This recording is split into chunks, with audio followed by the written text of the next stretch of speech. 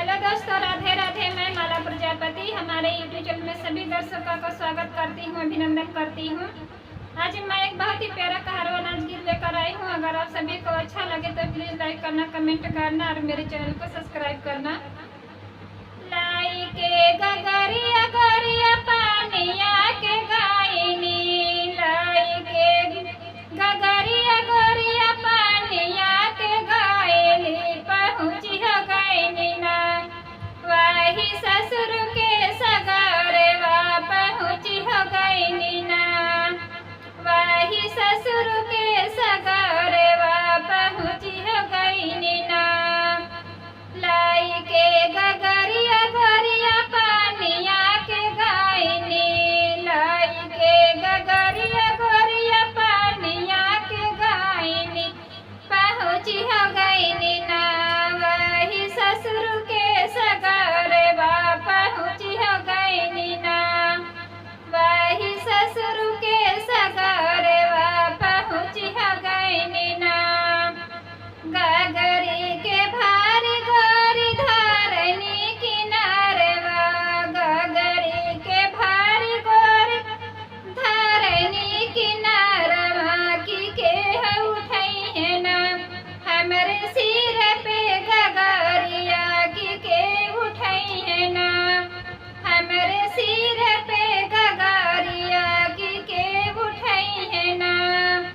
घोड़ेवा चढ़ा लाहुरु देवरेवा, उठाई हो देत्यना हमरे सिर पे गगरिया, उठाई हो देत्यना।